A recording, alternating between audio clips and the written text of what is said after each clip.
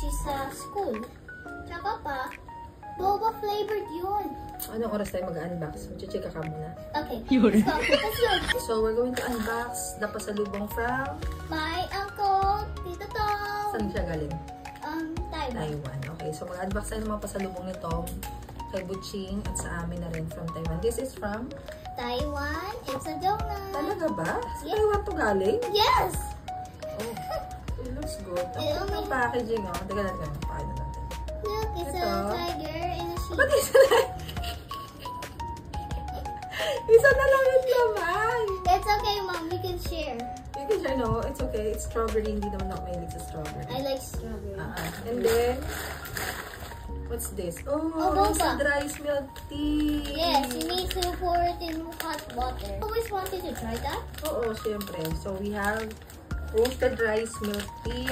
Dalawa sila. Yes, me Dalawang too. roasted rice milk tea. And this one, It's chips. what's this? Hindi ko maintindihan eh. Basta chip siya na may parang Chicharron, I think. Hindi, parang siyang may mga green chives. Yan. And saka mayroon pa ng isa pang dyan. Ito is... ito naman ay plain. So, parang siyang butter lang. Yes, Pero halos parehas sila ng pangalan. Magkaiba lang ng packaging. And then, tatlo sila. Ito rin plain. So, tatlo sila. Ito yung may chives, tapos dalawang parang classic. Mayroon pa din isa pa. And then, we have... may color pink. Yes, that's flavor. That has a flavor. Okay, I think this one's color pink naman. I think it's, strawberry. And then, may mochi. Mochi! Mochi. Ito, meron dalawang color orange yung packaging. Ito. Yan, dalawang color orange. Tapos meron namang dalawang color green. Yeah, I think this is matcha. Oh, nakalagay na. Matcha and red bean. So, No. matcha and red bean na ito. No.